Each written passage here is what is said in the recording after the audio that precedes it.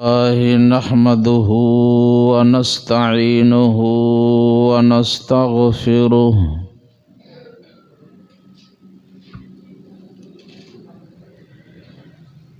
ونعوذ بالله من شرور أنفسنا ومن سيئات أعمالنا من يهده الله فلا مضل له ومن يضلله فلا هادي له وأشهد أن لا إله إلا الله وحده لا شريك له وأشهد أن محمدًا عبده ورسوله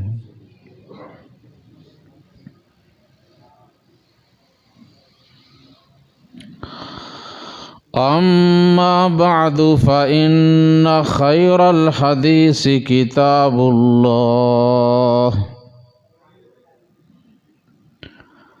وخير الهدي هدي محمد صلى الله عليه وآله وسلم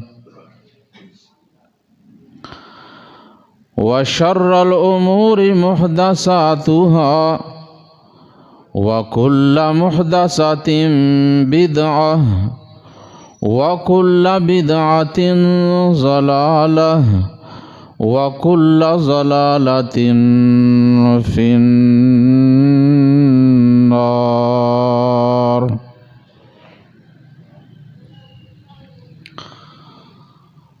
اللهم صل على محمد وعلى آل محمد كما صليت على إبراهيم وعلى آل إبراهيم إنك حميد مجيد اللهم بارك على محمد وعلى آل محمد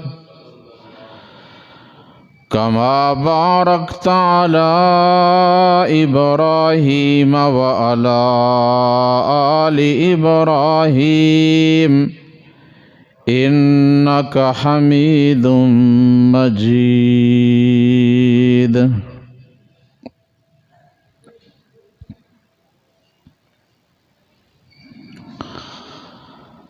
رب اشرح لي صدري ويسر لي أمري واحلل عقدة من لساني يفقه قولي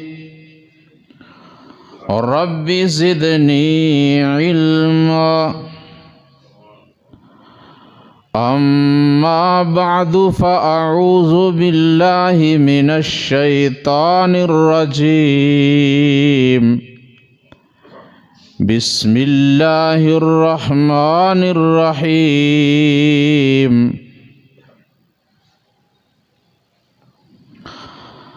يا أيها الذين آمنوا اتقوا الله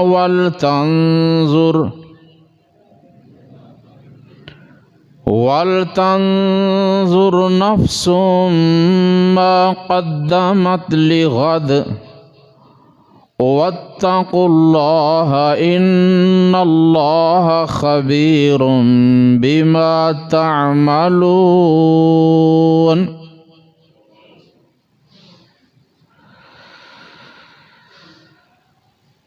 اے ایمان والو اللہ سے ڈر جاؤ اور ہر شخص یہ دیکھے کہ میں نے کل آنے والے دن کے لیے آگے کیا بھیجا ہے۔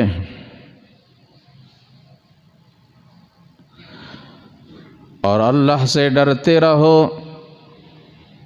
بے شک اللہ تعالیٰ تمہارے تمام اعمال سے پوری طرح باخبر ہے۔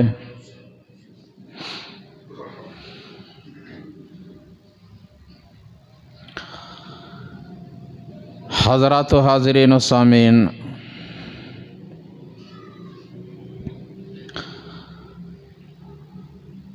اس سے پہلے میں نے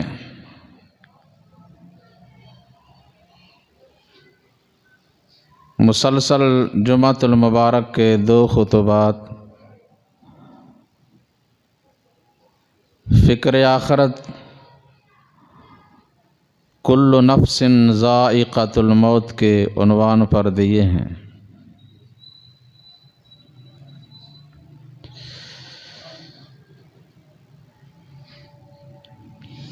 اس بات میں کسی بھی انسان بالخصوص مسلمان کو ذرہ برابر بھی شک اور شبہ نہیں کہ میں نے مرنا ہے اور اس دنیا فانی کو چھوڑ کر جانا ہے۔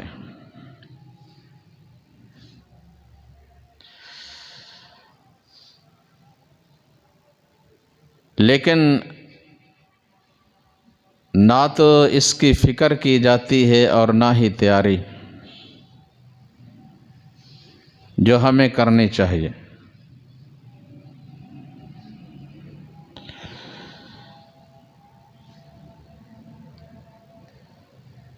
شریعت اسلامیہ میں اللہ تبارک و تعالی اور رسول اکرم صلی اللہ علیہ وسلم نے ہر معاملہ میں، ہر موقع پہ ہماری پوری طرح رہنمائی کی ہے اور خیر خواہی کی ہے۔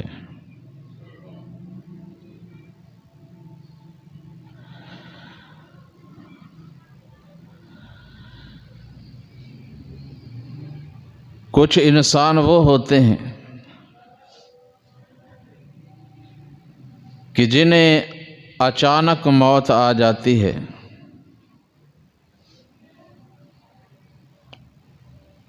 بیٹھے بیٹھے، چلتے چلتے، 1 منٹ بھی نہیں لگتا،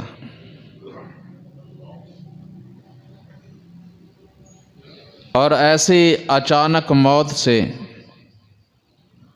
رسول اللہ صلی اللہ علیہ وسلم نے پناہ مانگی ہے۔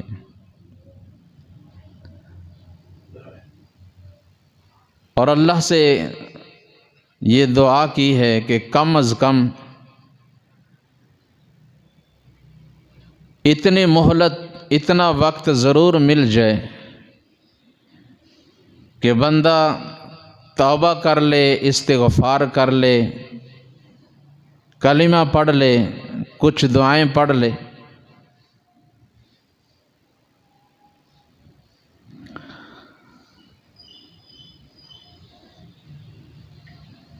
اور کچھ وہ ہوتے ہیں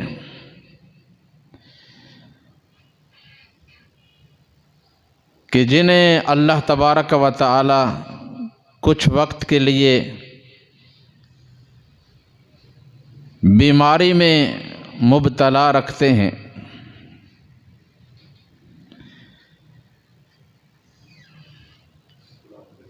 اور وہ بیماری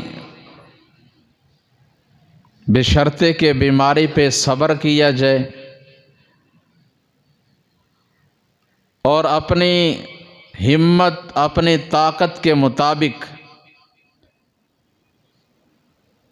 اللہ کے سامنے جھکا جائے، اس کی عبادت کی جائے، اس کا ذکر کیا جائے۔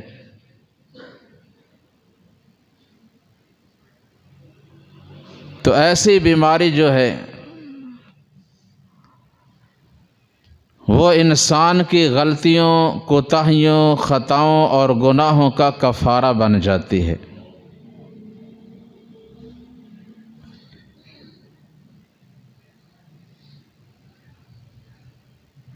پہلی بات تو یہ ہے کہ بیماری اللہ سے مانگنی نہیں چاہیے،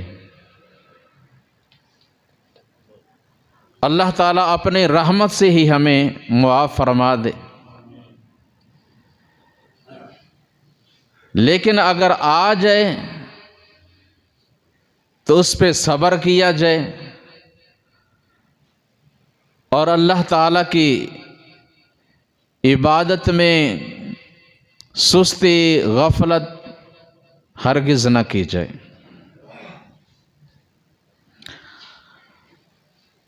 یہ سلسلہ شروع سے چلا آ رہا ہے۔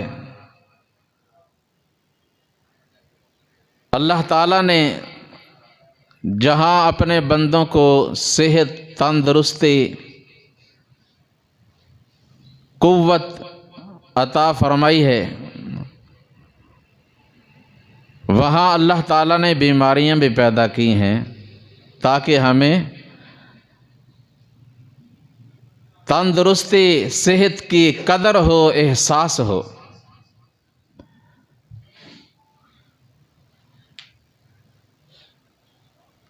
اور نبی اکرم صلی اللہ علیہ وسلم کی حدیث کا مفہوم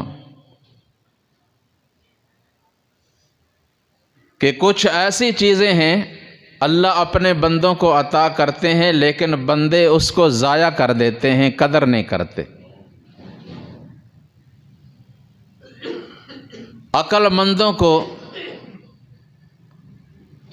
قدر کرنی چاہیے اور اللہ کے دیے ہوئے موقع کو غنیمت جاننا چاہیے۔ وہ تقریباً 6 چیزیں ہیں جنہیں حالی نے اپنے ایک شعر میں قلم بند کیا ہے۔ وہ کیا کہ صحت ہے غنیمت علالت سے پہلے، توجہ فرمائیں،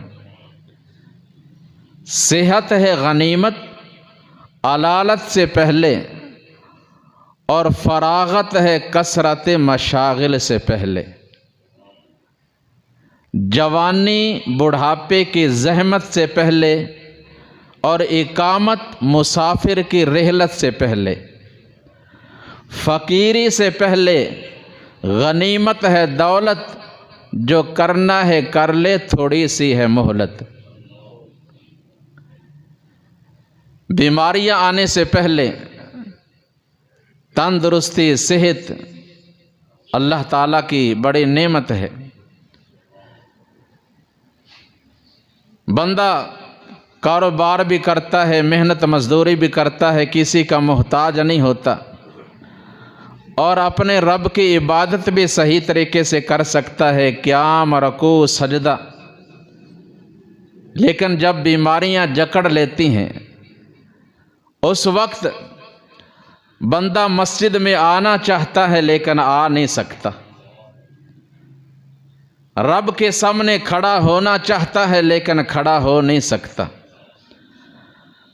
رکوع اور سجدہ کرنا چاہتا ہے لیکن کر نہیں سکتا۔ اس لیے اگر اللہ نے تندرستی، صحت عطا فرمائی ہے تو ایسے وقت میں ہی اپنے رب کی عبادت صحیح طریقے سے کی جائے تو یہ بہت بڑی اللہ کی نعمت ہے۔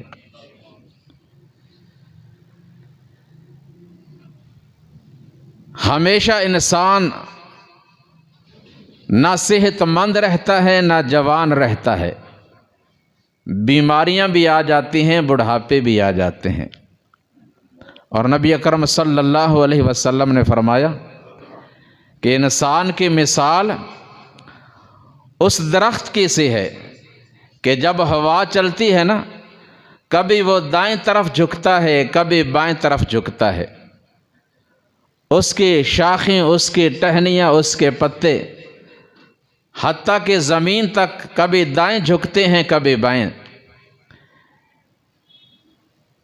اسی طرح انسان جب وہ خوشحال ہوتا ہے اور تندرست صحت مند ہوتا ہے تو بیماری بھی اس کے قدمے میں ہوتی ہے، وقت آ جاتا ہے وہ صحت، تندرستی چلی جاتی ہے اور بیماریاں آ جاتی ہیں۔ اور جب بیماری آتی ہے تو تندرستی اور خوشی بھی اس کے قدمے میں ہوتی ہے۔ بندے کو مایوس نہیں ہونا چاہیے، اپنے رب کی رحمت پہ امید رکھنی چاہیے، خوشی بھی آ جاتی ہے۔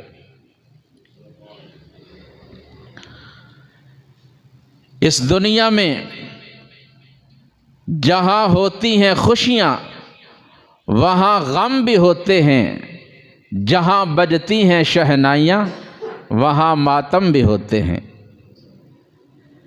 اللہ کریم نے فرمایا اللہ الذی خلقکم من ضعف ثم جعل من بعد ضعف قوة ثم جعل من بعد قوة ضعفا وشيبة يخلق ما يشاء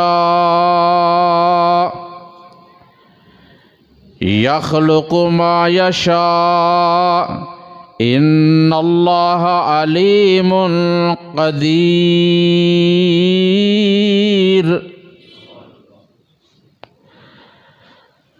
اللہ وہ ہے کہ جس نے تمہیں پیدا کیا، جب تم پیدا ہوئے تم بالکل کمزور تھے، مجبور تھے، محتاج تھے، اپنے آپ کچھ بھی کرنے کے قابل نہیں تھے۔ پھر آہستہ آہستہ تمہارے اندر طاقت آنے لگی، تم قوت مند بن گئے، جوان بن گئے، اور پھر جوانی بھی ہمیشہ نہ رہی، پھر آہستہ آہستہ جوانی جا رہی ہے، بڑھاپا آ رہا ہے، اللہ کریم نے بوڑھا اور کمزور بنا دیا، پہلی حالت میں لوٹا دیا۔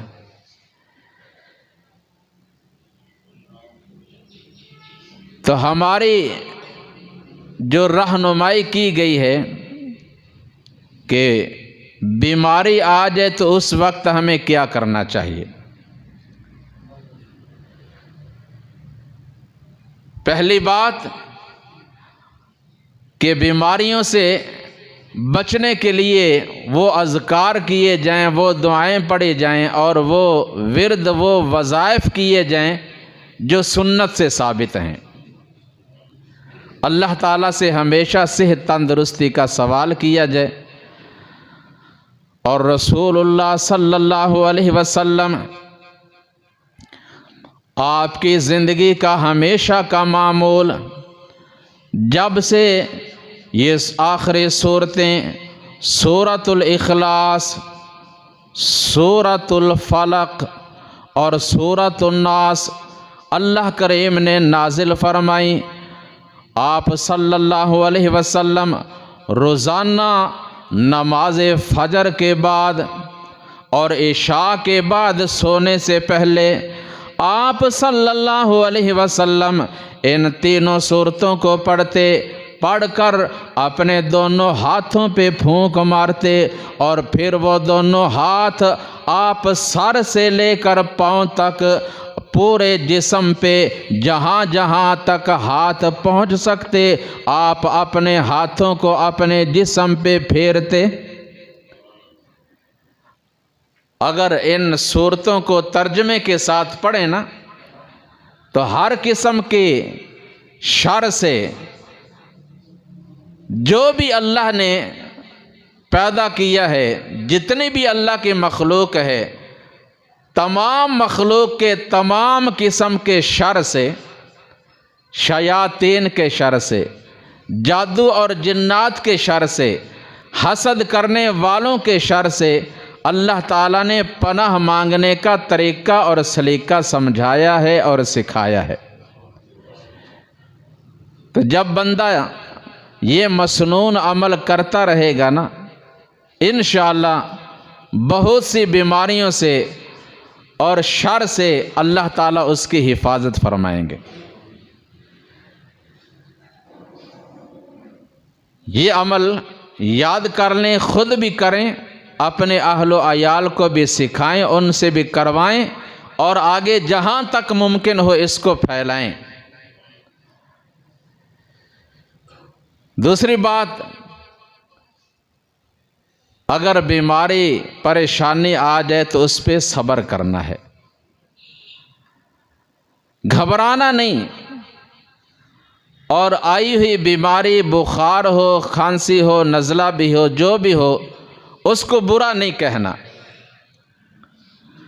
گالی نہیں دینی۔ بعض لوگ جلد بازی میں آ کر بیماری کو گالی دینے لگ جاتے ہیں۔ رسول اللہ صلی اللہ علیہ وسلم نے اس سے منع فرمایا ہے۔ فرمایا کہ جہاں تک ممکن ہو صبر کیا جائے، اور اگر زیادہ ہی پریشان ہو جائے بندہ اور ناقابل برداشت ہو جائے بیماری، تو پھر اپنے رب سے یہ دعا کرے اور اللہ سے موت بھی نہ مانگے کہ اللہ مجھے موت دے دے۔ بعض موت مانگنے لگ جاتے ہیں، اگر موت نہ آ جائے تو خودکشی کرنے لگ جاتے ہیں۔ اس سے بھی آپ نے منع فرمایا، کیونکہ آپ نے فرمایا جس چیز سے بندہ اپنے آپ کو مارتا ہے، جس آلے سے، اس کے ساتھ اسے ہمیشہ عذاب ہی دیا جائے گا۔ یہاں تو جان چھوٹ جائے گی، اگر خودکشی نہ بھی کرے جان تو نکل ہی جانی ہے، لیکن آگے جا کر پھر ہمیشہ کے لیے مصیبت میں پھنس جائے گا۔ یہاں دنیا میں اکتا کر کہتے ہیں کہ مر جائیں گے، یہاں دنیا میں اکتا کر کہتے ہیں کہ مر جائیں گے، ارے مر کر بے چین نہ ملا تو کدھر جائیں گے، پھر کیا کریں گے؟ آپ صلی اللہ علیہ وسلم فرماتے ہیں اگر بندہ زیادہ ہی بیمار ہو جائے، پریشان ہو جائے، محتاج ہو جائے، پھر اللہ سے دعا کرے اللہم احیینی ما کانت الحیات خیرا لی وتوفنی ما کانت الوفات خیرا لی۔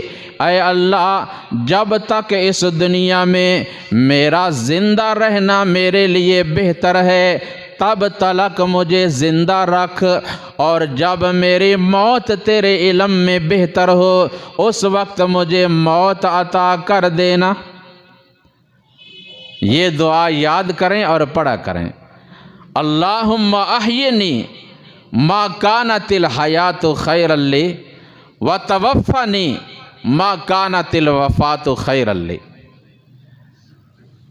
اور بندہ محتاجی سے پناہ مانگے کہ ایسی بیماری آ جائے کہ بندہ دوسروں کے اوپر بوجھ بن جائے، محتاج ہو جائے، نہ اٹھ سکے نہ بیٹھ سکے، اور چلنے سے کھانے پینے سے عاجز ہی ہو جائے، اس کو کہتے ہیں رذیل موت، ذلیل عمر۔ رسول اللہ صلی اللہ علیہ وسلم نے ایسی عمر سے بھی پناہ مانگی ہے، اور آپ صلی اللہ علیہ وسلم نے نماز کے اندر تشہد میں سلام پھیرنے سے پہلے پڑھنے کے لیے ایک دعا سکھائی ہے، جس کے اندر ایک یہ بھی جملہ ہے وَأَعُوذُ بِكَ أَنْ أُرَدَّ إِلَىٰ أَرْذَلِ الْعُمُرِ۔ اے اللہ، میں تجھ سے پناہ مانگتا ہوں کہ میں ذلیل عمر تک پہنچ جاؤں، ایسا بڑھاپا آ جائے کہ میرے رشتہ دار، میرے اہل و عیال اور میری اولاد بھی مجھ سے پریشان اور تنگ آ جائیں، اور میری کوئی بات سننے والا بھی نہ ہو۔ ایسی ذلیل عمر سے اللہ تعالی ہم سب کو اپنے حفظ و امان میں رکھے۔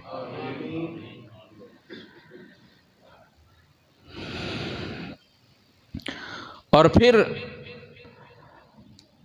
جو صحت مند تندرست ہیں ان کے لیے کیا حکم ہے کہ بیماروں کے ساتھ کیا سلوک کرنا چاہیے؟ جو بیمار ہو جائیں ان کے ساتھ کیا سلوک کرنا چاہیے؟ اللہ تعالیٰ نے کچھ مسلمانوں پہ حق رکھے ہیں، ان میں جو بیمار ہیں ان کے بھی حقوق ہیں ان لوگوں پر جو تندرست اور صحت مند ہوتے ہیں، کہ وہ ان کی عیادت کریں، بیمار پرسی کریں، اور جا کر ان کے پاس کچھ دیر بیٹھیں اور ان کے حق میں دعا کریں اور ان کو کچھ امید دلائیں۔ اگر ہو سکے وہ سمجھ رہے ہیں کہ یہ ایسا بیمار ہے کہ خود اپنا علاج نہیں کر سکتا، نہیں کروا سکتا، تو اس کے ساتھ معاونت کریں، اس کی نصرت کریں۔ یہ بہت بڑی نیکی اور بہترین عمل ہے۔ آپ صلی اللہ علیہ وسلم نے فرمایا، صحیح مسلم کی حدیث، للمسلم علی المسلم ست بالمعروف، ہر مسلمان کے مسلمان پر 6 حق ہیں جنہیں معروف طریقہ سے ادا کرنا ہے۔ کتنے حق ہیں؟ 6۔ اور بھی بڑے حقوق ہیں، اس روایت میں جو آپ صلی اللہ علیہ وسلم نے بیان کیے ہیں نا، وہ 6 ہیں۔ یاد کریں، یسلم علیہ اذا لقیہ، جب مسلمان کی مسلمان سے ملاقات ہو تو سب سے پہلے کیا کہنا ہے؟ السلام علیکم۔ جب ملاقات ہو سلام کہا جائے، اور پھر دوسرے پہ واجب ہے کہ اس کے سلام کا جواب دے۔ اللہ فرماتے ہیں، تحیۃ من عند اللہ مبارکۃ طیبہ، یہ سلام کہنا اور سلام کا جواب دینا، اے لوگو، اے مسلمانوں، یہ اللہ نے تمہیں تحفہ عطا کیا ہے جو بڑا مبارک بھی ہے اور بڑا پاکیزہ بھی۔ یہ اللہ نے تحفہ دیا ہے۔ حتیٰ کہ جب اپنے گھروں میں جاؤ تو گھروں میں بھی اپنے اہل و عیال کو، اپنے اولاد کو کیا کہو؟ السلام علیکم۔ پہلا حق یسلم علیہ اذا لقیہ، دوسرا حق ویجیبہ اذا دعاہ، جب کوئی مسلمان کسی مسلمان کی دعوت کرے تو اس پہ لازم ہے کہ اس کی دعوت کو قبول کر لے، جیسے بھی ہو۔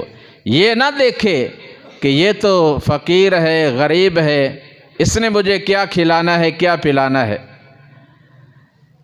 اس کی دعوت کو قبول کریں۔ حتیٰ کہ آپ صلی اللہ علیہ وسلم مملوک غلام اگر کوئی آپ کی دعوت کرتا تو آپ اس کی دعوت بھی قبول فرماتے۔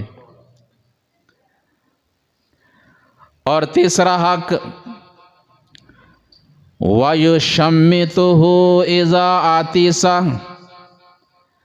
جب کسی مسلمان کو چھینک آ جائے اور وہ کہے الحمدللہ، دوسرے مسلمان پہ حق ہے جو پاس بیٹھا ہے، جس نے سنا ہے، وہ اس کے جواب میں کہے یرحمک اللہ۔ کیا کہنا ہے؟ یرحمک اللہ۔ یہ حق ہے اس مسلمان کا جس نے چھینک آنے کے بعد کہا ہے الحمدللہ، اور جب سننے والے نے کہہ دیا یرحمک اللہ، تو پھر جس کو چھینک آئی ہے وہ کیا کہے گا؟ یہدیکم اللہ ویصلح بالکم۔ آپ صلی اللہ علیہ وسلم نے کتنے پیارے اور کتنے پاکیزہ جملے سکھائے، کتنی اچھی دعائیں۔ یہدیکم اللہ ویصلح بالکم، اللہ تمہیں ہدایت عطا فرمائے اور اللہ تمہارے تمام حالات کو بہتر بنا دے۔ کتنے حق ہو گئے؟ میرا خیال آپ کو نہ سمجھ آ رہی ہے نہ یاد ہو رہے ہیں۔ پہلا حق کیا ہے؟ سلام، اور دوسرا دعوت کو قبول کرنا، اور تیسرا چھینک آئے تو اس کا جواب دینا، اور چوتھا حق وَيَعُودُهُ إِذَا مَرِضَ، جب کوئی مسلمان بیمار ہو جائے تو اس کی بیمار پرسی کرنا، اس کی عیادت کرنا، اس کی خبر لینے کے لیے چل کر اس کے گھر میں جانا۔ اس کی تفصیل ابھی تھوڑی دیر بعد بیان ہوتی ہے۔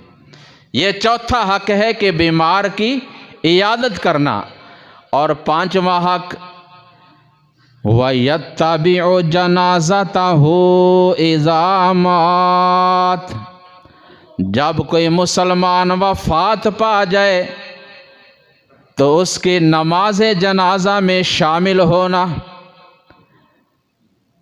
اور چھٹا حق وَيُحِبُّ لَهُ مَا يُحِبُّ لِنَفْسِهِ، مسلمان کے لیے وہی چیز، وہی کام، وہی بات پسند کرنا جو اپنے لیے پسند کرتا ہے۔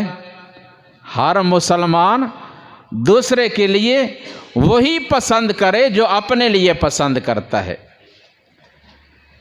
اللہ اکبر کبیرہ۔ تو یہ حقوق العباد میں سے ایک حق ہے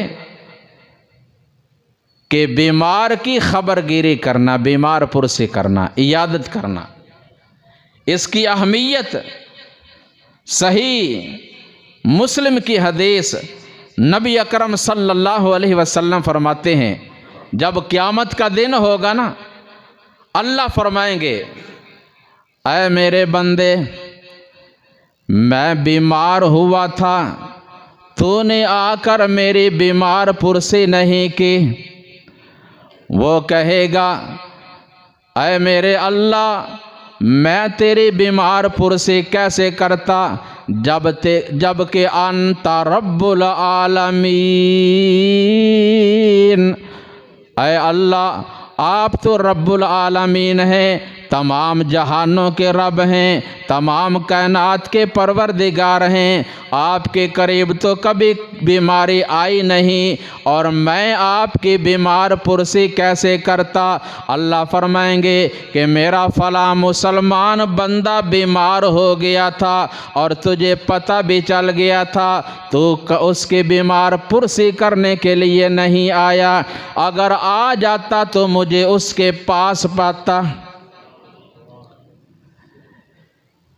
یہاں کوئی رشتہ دار کسی کو شکوہ کر دینا اس قسم کا تو وہ بڑا پریشان ہوتا ہے، شرمندہ ہوتا ہے، اور جب اللہ احکم الحاکمین رب العالمین یہ شکوہ کریں گے تو پھر اس کا جواب کیا ہوگا؟ اللہ اکبر کبیرہ۔ اور یہ اللہ کے سارے بندے، ان کا رب العالمین کے ساتھ گہرا تعلق ہے۔ سب سے پہلا سبق ہے کتاب خدا کا، سب سے پہلا سبق ہے کتاب خدا کا کہ مخلوق ساری ہے کنبہ خدا کا۔ فرمایا الحمدللہ رب العالمین، وہ تمام مخلوقات کا، تمام کائنات کا رب ہے، وہ سب اس کی مخلوق ہے اور وہ سب کا رب ہے۔ سب کا تعلق ہے نا رب کے ساتھ۔ سب سے پہلا سبق ہے کتاب خدا کا کہ مخلوق ساری ہے کنبہ خدا کا، وہی دوست ہے خالق ارض و سما کا کہ بندوں سے ہو جس کو رشتہ ولا کا۔ یہی ہے عبادت، یہی دین و ایمان کہ دنیا میں کام ہے انسان کے انسان۔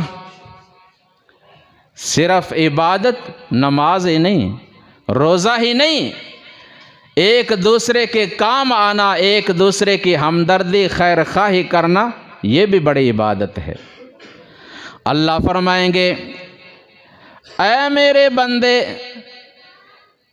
مجھے بھوک لگی تھی اور میں نے تجھ سے کھانا مانگا تھا، لیکن تو نے مجھے کھانا نہیں کھلایا۔ یہ کہے گا اے میرے رب، میں تجھے کھانا کیسے کھلاتا؟ انت رب العالمین، تو رب العالمین ہے، تو خود سب کو کھلانے والا ہے، سب تیرے محتاج ہیں، بھلا میں تیرا محتاج بندہ تجھے کیسے کھلا سکتا؟ اللہ فرمائیں گے میرا فلاں مسکین بندہ، اسے شدید بھوک لگے تھے اور اس نے تجھ سے سوال کیا تھا، کھانا مانگا تھا، لیکن تو نے اس کو کھلایا نہیں تھا، اگر تو کھلا دیتا مجھے اس کے پاس پاتا۔ اس لیے فرمایا بیماروں کا دوسرے مسلمان پہ حق ہے کہ وہ ان کے بیمار پرسی کریں، ان کی خبر گیری کریں، خیال کریں۔ یہاں ہماری حالت، ایک مسجد میں آنے والے ایک صف میں کھڑے ہو کر نماز ادا کرنے والے اور نمازی مسلمانوں سے بے خبر ہیں، پتہ ہی نہیں۔ نبی علیہ الصلاۃ والسلام اور صحابہ کرام رضوان اللہ تعالی علیہم اجمعین دیکھتے، جب کوئی ایک دن نہیں آیا، 2 دن نہیں آیا، 3 دن نہیں آیا، پوچھتے دوسروں سے، اس کے دروازے پہ چلے جاتے پتہ لینے کے لیے کہ ہمارا مسلمان، ہمارا ساتھی، ہمارا نمازی بھائی نہیں آ رہا، کہیں وہ بیمار تو نہیں، کوئی اس کو پریشانی تو نہیں۔ اللہ اکبر۔ اذان میں کیا آواز دی جاتی ہے؟ حی علی الصلاۃ، حی علی الصلاۃ۔ نماز کی بات مکمل ہو گئی، نماز کی دعوت دے دی گئی، اب آگے کیا کہا گیا؟ حی علی الفلاح، حی علی الفلاح۔ یہ فلاح کیا ہے؟ اس میں یہ ساری چیزیں آ جاتی ہیں، رفاہی کام، فلاحی کام، ایک دوسرے کی ہمدردی کے لیے، خیر خواہی کے لیے، ایک دوسرے کو فائدہ پہنچانے کے لیے آ جاؤ۔ اگر ہمارے اندر یہ چیز، یہ جذبہ پیدا نہیں ہوا تو نماز نے ہمیں کیا سبق دیا، کیا فائدہ ملا؟ یہ چیزیں سیکھیں اور اپنے اندر یہ جذبہ پیدا کریں۔ اللہ توفیق عطا فرمائے۔ آپ صلی اللہ علیہ وسلم نے فرمایا کہ بیمار کے پاس جاؤ، باقاعدہ یہ باب ہے، ما یقال عند من حضرہ الموت، بیمار کے پاس، اور بالخصوص وہ بیمار جو قریب المرگ ہو، اس کے پاس کیسے جانا ہے، کس طرح بیٹھنا ہے، کیا کرنا ہے اور کیا کہنا ہے۔ بیٹھ جائیں۔ فرمایا کہ جب کسی کے پاس جاؤ، کسی بیمار کے پاس، تو اتنی دیر ہی اس کے پاس بیٹھو جتنی دیر وہ آپ کو بٹھانا پسند کرتا ہے۔ اگر وہ زیادہ پریشان ہے، بیمار ہے، تو یہ نہیں ہونا چاہیے کہ اس کے پاس بیٹھے ہی رہیں اور اس کو باتوں میں لگائے ہی رکھیں۔ ہاں، اگر وہ آپ کی باتوں سے مطمئن ہو رہا ہے، مسرور ہو رہا ہے، اس کو راحت مل رہی ہے تو بیٹھو، اور اس کے پاس ایسی باتیں مت کرو کہ جن باتوں سے وہ مایوس ہو، اس کی پریشانی یا بیماری اور بڑھ جائے۔ اس کو امید دلاؤ۔ نبی علیہ الصلاۃ والسلام بیمار کے پاس جاتے، بیٹھتے اور اس کو امید دلاتے ہوئے فرماتے، لا بأس طہور انشاء اللہ۔ انشاء اللہ تو آتا ہی ہے نا، اب 2 لفظ آپ نے یاد کرنے ہیں۔ لا بأس طہور، کیا کہنا ہے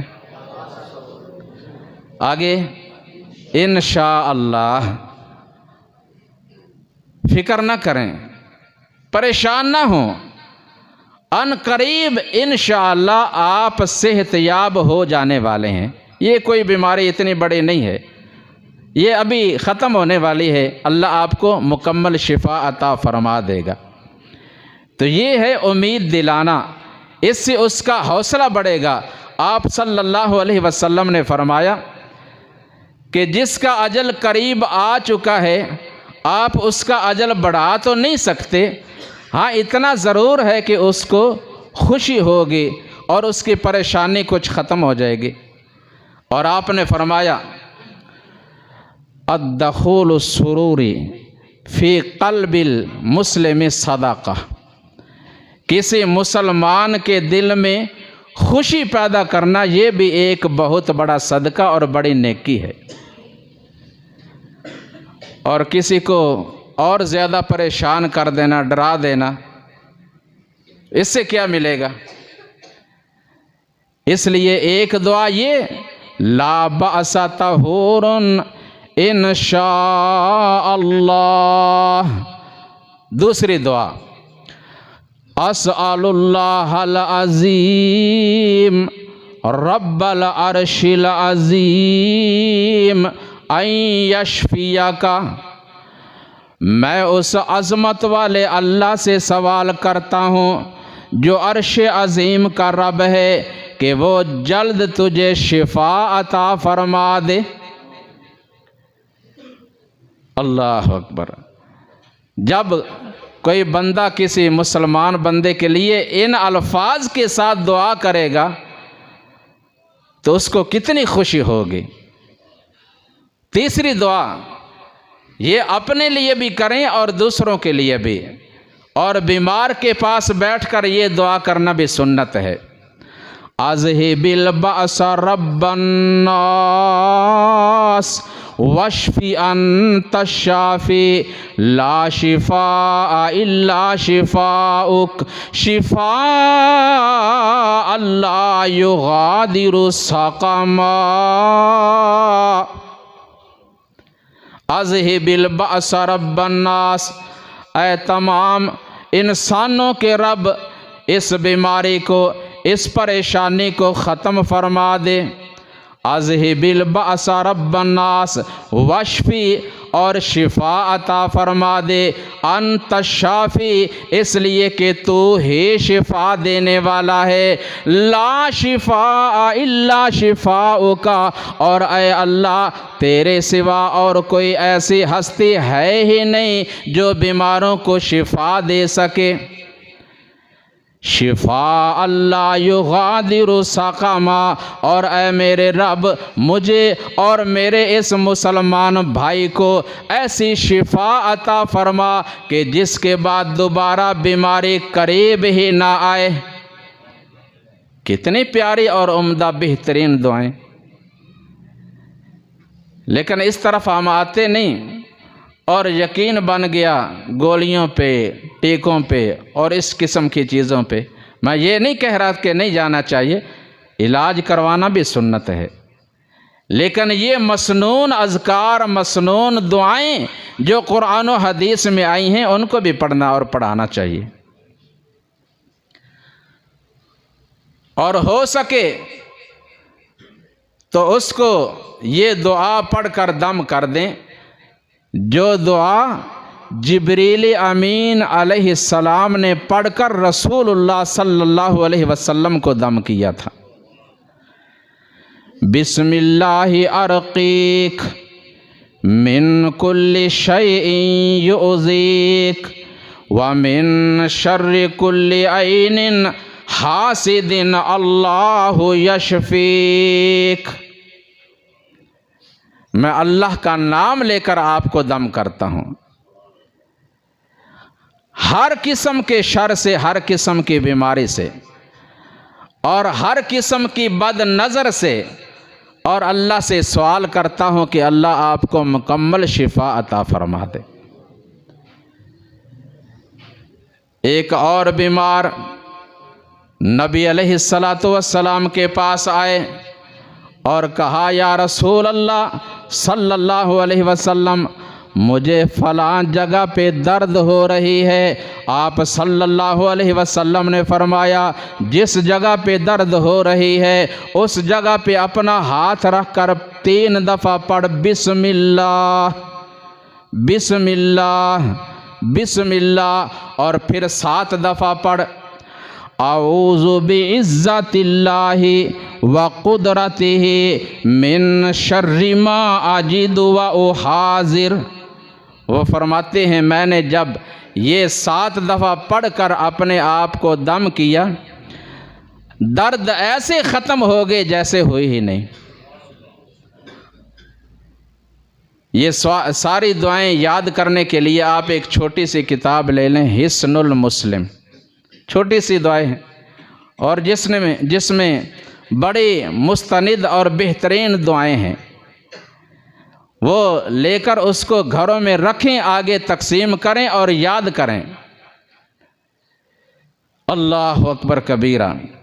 تو یہ دعائیں ہیں جو آپ صلی اللہ علیہ وسلم نے بیمار کے پاس پڑھنے کا حکم دیا ہے، اور پھر آپ نے فرمایا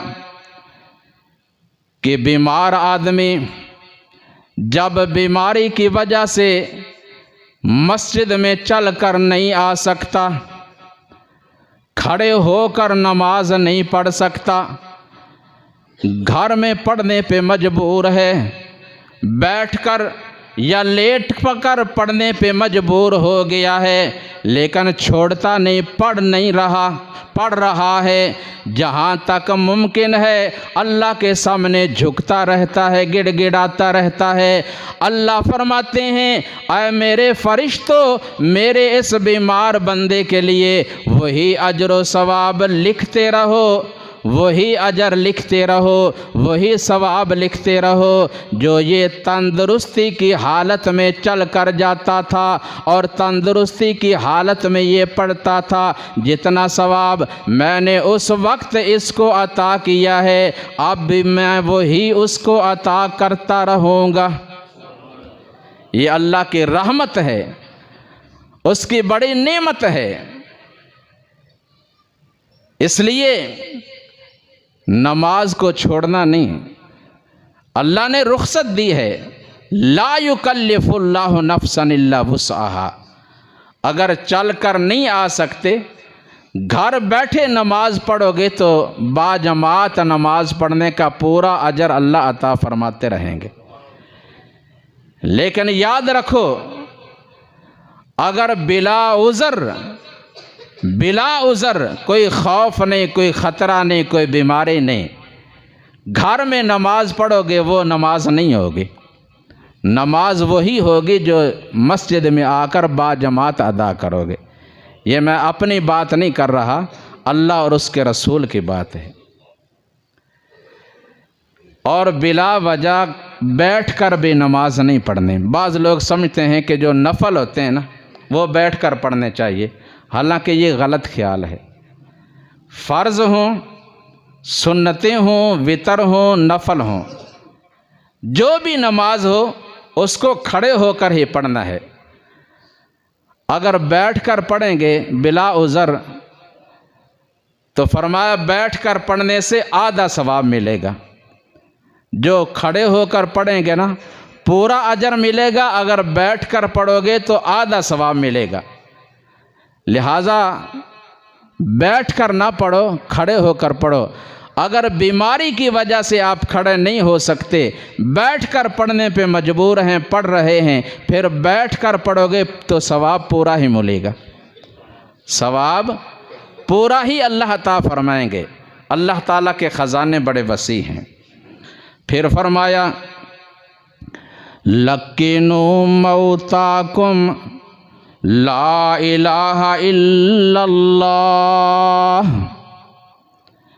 جو زیادہ بیمار ہے، قریب المرگ ہے، بیماری بہت بڑھ گئی، تو فرمایا اس کو تلقین کرو لا الہ الا اللہ پڑھنے کی، اس کے پاس لا الہ الا اللہ پڑھو، اس کو پڑھانے کی کوشش کرو، کیونکہ آپ نے فرمایا من کان آخر کلامہ لا الہ الا اللہ دخل الجنہ، جس کو آخری وقت میں لا الہ الا اللہ پڑھنا نصیب ہو گیا، لا الہ الا اللہ پڑھنے کی برکت سے اللہ اس کو سیدھا جنت میں پہنچا دیں گے۔ اللہ ہم سب کو نصیب فرمائے۔ اور بعض ہمارے مسلمان بھائی کہتے ہیں نا نا نا، اس کے پاس نہ کہو، اسے نہ پڑھاؤ، ہو سکتا ہے وہ لا لا کہہ دے، انکار کر دے، نہ پڑھے۔ یہ ایک اپنی سوچ ہے۔ جب اللہ کے رسول صلی اللہ علیہ وسلم نے حکم دیا تو وہ جیسے بھی پڑھنا اس کے لیے ممکن ہے۔ اگر وہ صحیح نیت سے پڑھ رہا ہے، کوئی لفظی غلطی ہو بھی گئی، اللہ معاف کرنے والے ہیں۔ لیکن جہاں پڑھنے کا پڑھانے کا حکم دیا گیا نا، وہاں نہیں پڑھا جاتا، نہیں پڑھایا جاتا۔ اور مرنے کے بعد، غسل دینے کے بعد اب چاروں طرف عورتیں جمع ہو گئیں، اکٹھی ہو گئیں اور لگی جلی ڈالنے، پتہ نہیں کیا کیا بولتی ہیں، جو کرنے کا ڈالنے کا نہ حکم اور نہ کوئی فائدہ۔ اور پھر چارپائی کو کندھوں پہ اٹھایا جا رہے ہیں، جس کا حکم بھی نہیں، کلمہ شہادت، کلمہ شہادت۔ جہاں کوئی حکم نہیں، سنت سے ثابت نہیں، وہاں ایسے ہی کہہ رہے ہیں، اور جہاں حکم دیا گیا وہاں کہہ رہے ہیں نہیں نہیں نہیں، نہ کہو۔ اللہ ہمیں صحیح مسنون کام کرنے کی توفیق عطا فرمائے، اور ہر قسم کی بدعات سے اللہ ہمیں بچنے کی توفیق عطا فرمائے۔ نبی علیہ السلام نے خود ان لوگوں کے پاس جا کر دعوت دی جو قریب المرگ ہیں۔ آپ صلی اللہ علیہ وسلم اپنے چچا ابو طالب اس کے پاس بھی گئے، پہلے بھی آپ اس کو دعوت دیتے رہے، آخر میں پھر جا کر فرمایا چچا جان ایک دفعہ ہی پڑھ لیں آپ لا الہ الا اللہ، اگر اونچی نہیں پڑھ سکتے آہستہ ہی پڑھ لیں لا الہ الا اللہ، میں اس کو حجت بنا کر رب العالمین کے حضور پیش کروں گا، امید ہے اللہ آپ کو معاف فرما کے آپ کا نام مسلمانوں کی لسٹ میں شامل فرما لے۔ لیکن اس کی بد نصیبی، صحیح بخاری کے الفاظ فی قصۃ ابی طالب، باقاعدہ باب ہے بخاری میں، فَأَبَا أَن يَقُولَ لَا إِلَٰهَ إِلَّا اللَّهُ، ابو طالب نے لا الہ الا اللہ پڑھنے سے انکار کر دیا، اور کیا کہا میں اپنے باپ عبد المطلب کے مذہب پہ ہی مروں گا۔ لیکن آپ صلی اللہ علیہ وسلم نے تو کوشش کی نہ، دعوت دی نہ۔ اسی طرح ایک یہودی کا بیٹا آپ صلی اللہ علیہ وسلم کے پاس آتا ہے، آپ کے پاس بیٹھتا بھی ہے، کبھی کبھی خدمت بھی کرتا ہے۔ آپ نے دیکھا ایک دن نہیں آیا، 2 دن نہیں آیا، 3 دن نہیں آیا، اپنے ساتھیوں سے پوچھا، آپ کو بتایا گیا وہ تو بہت زیادہ بیمار ہو چکا ہے، بیماری کی وجہ سے نہیں آ رہا۔ آپ صلی اللہ علیہ وسلم اپنے چند ساتھیوں کو ساتھ لے کر اس کے گھر چلے گئے۔ اللہ اکبر۔ ہم پہلے سوچتے ہیں اس کے پاس کیا جانا ہے، وہ تو ہماری جماعت کا ہی نہیں ہے نا، اس کے پاس کیا جانا ہے، اس نے آج سے یہ سال پہلے، 6 مہینے پہلے، 2 سال پہلے مجھے ایک بات کی تھی جس سے میرے دل ازاری ہوئی، میں نے اس کو نہیں بلانا، اس کے پاس نہیں جانا۔ یہ کوئی حوصلہ ہے؟ یہ کیا ہے؟ چھوڑو ایسی باتیں، اپنے اندر حوصلہ پیدا کرو۔ صبر و تحمل کس کا نام ہے؟ یہودی کے بیٹے کی بیمار پرسی کے لیے جا رہے ہیں۔ تمام دنیا جہاں کے سردار محمد الرسول اللہ صلی اللہ علیہ وسلم، آپ نے سبق دیا، تعلیم دی، آپ چلے گئے۔ دیکھا وہ آخری سانس لینے کے قریب ہے۔ آپ صلی اللہ علیہ وسلم فرماتے ہیں، اے بیٹے کلمہ پڑھ لے لا الہ الا اللہ محمد الرسول اللہ۔ آپ اس کو کلمہ پڑھنے کی تلقین کر رہے ہیں۔ وہ اپنے باپ کی طرف دیکھ رہا ہے اور اس کی خوش نصیبی، باپ نے بھی کہہ دیا اتے ابو القاسم، بیٹے کوئی حرج نہیں، ابو القاسم محمد صلی اللہ علیہ وسلم کی بات مان لے۔ اس نے پڑھ لیا، اشہد اللہ الہ الا اللہ وحدہ لا شریک لہ واشہد ان محمدا عبدہ ورسولہ۔ ادھر کلمہ پڑھا، ادھر ساتھ ہی جان نکل گئی، جسم سے روح پرواز کر گئی۔ آپ صلی اللہ علیہ وسلم نے فرمایا الحمدللہ الحمدللہ الذی انقذہ من النار۔ اس اللہ کا شکر جس نے اس نوجوان کو جہنم کی آگ سے بچا کر جنتی بنا دیا۔ اللہ اکبر۔ حالانکہ اس کو موقع ہی نہیں ملا کہ کلمہ پڑھنے کے بعد ایک نماز ہی پڑھ لے، کلمہ پڑھا، جان نکلی اور جنتی بن گیا۔ اللہ اکبر کبیرہ۔ اس لیے آپ صلی اللہ علیہ وسلم نے فرمایا لقنوا موتاکم بلا الہ الا اللہ۔ جو قریب المرگ ہوں ان کو دعوت دیا کرو، لا الہ الا اللہ پڑھنے کی تلقین کیا کرو۔ اور آپ صلی اللہ علیہ وسلم نے فرمایا بعض دفعہ ایسا ہوتا ہے بندہ ساری عمر، پوری زندگی نیکیاں کرتا ہے، دین اسلام کی راہ پہ چلتا ہے، حتیٰ کہ جنت کے قریب پہنچ جاتا ہے، لیکن آخر میں اس سے کوئی ایسا برا عمل ہو جاتا ہے، کوئی ایسی بات اس کی زبان سے نکل جاتی ہے کہ اس کی زندگی کی تمام نیکیاں ضائع ہو جاتی ہیں اور وہ جنت سے محروم ہو کر جہنمی بن جاتا ہے۔ اور بعض دفعہ کوئی برا آدمی، بد کردار، گنہگار، خطا کار، اتنا گناہ کرنے والا کہ جہنم کے قریب ہو جاتا ہے، لیکن آخر میں اسے توبہ کی توفیق مل جاتی ہے اور کوئی ایسی بات اس کی زبان سے نکل جاتی ہے، اس سے کوئی اچھا کام ہو جاتا ہے، اللہ اس کی ساری غلطیوں کو اور خطاؤں کو معاف فرما کر اس کو جنتی بنا دیتے ہیں۔